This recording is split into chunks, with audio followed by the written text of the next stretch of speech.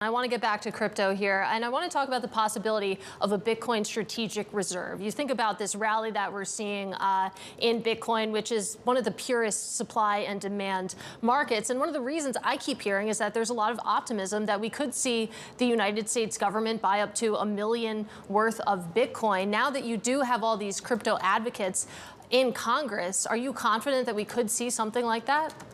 I still think it's a low probability, right? You know how Congress works. The House gets excited or the executive gets excited and the Senate says, calm down, right? That's the role of the Senate. And while the Republicans control the Senate, they don't have 60 seats. They don't have close to 60.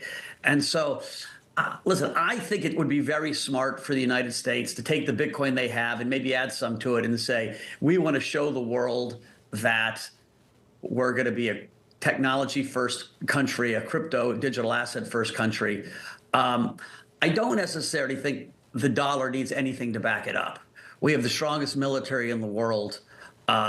We have the dominant economy in the world and the reserve currency we've earned. And to need to back up the reserve currency is counterintuitive. And so, again, listen, if we get the Bitcoin reserve, and as a guy that owns a lot of Bitcoin, I will not cry. And if you see me crying, there'll be crocodile tears. I think Bitcoin heads to 500,000. Again, it's a whole different paradigm because it forces every other country in. Countries are already buying it. I've got a dear friend, the guy that actually turned me on to Bitcoin in 2013, who's in the Mideast right now, and he said he's never seen anything like it.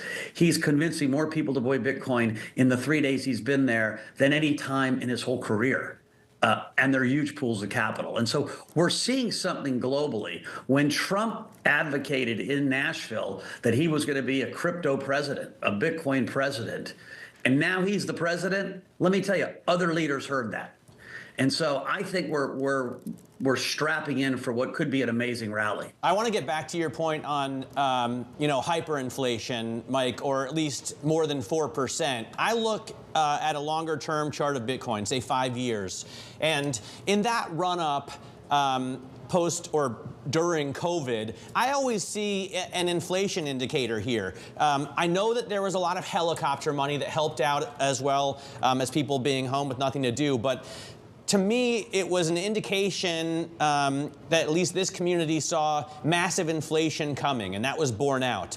Do you not see the most recent run-up as the same sort of signal?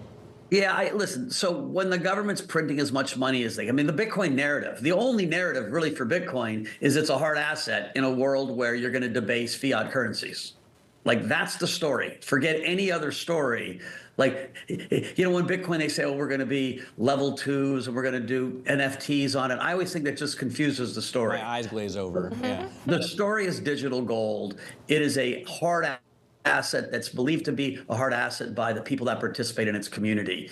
And it's really hard in a world of populism, not just in the United States, all over the world, for governments to not want to spend more.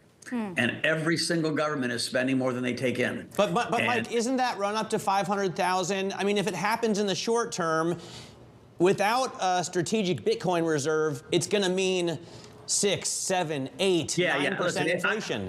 Let me be really clear. I don't want it to happen in the short term unless there's a Bitcoin strategic reserve, because that's a different story. Then it's just a scramble. It's a crazy scramble to get the hot commodity.